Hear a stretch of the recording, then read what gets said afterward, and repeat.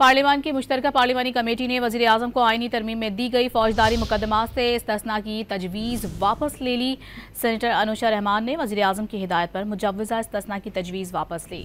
Chairman committee Farooq H Naik ने तरमीम वापस लेने को सराहा। तरमीम कमेटी के इजलास में अनुशा रहमान और ताहिर खलील सिंधु ने जमा करवाई थी।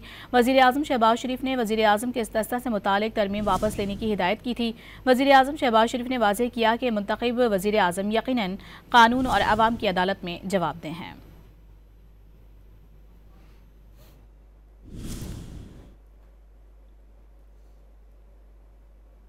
पार्लियामान की मुश्तरका पार्लिमानी कमेटी ने वज़ीर आज़म को आईनी तरमीम में दी गई फौजदारी मुकदमात से इस्तिस्ना की तजवीज़ वापस ले ली।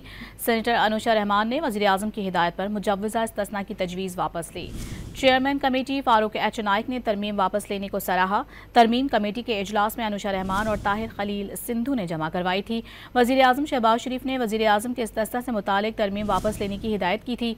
वज़ीर आज़म शहबाज शरीफ ने वाज़ेह किया कि मुंतखब वज़ीर आज़म यकीनन कानून और अवाम की अदालत में जवाबदेह हैं।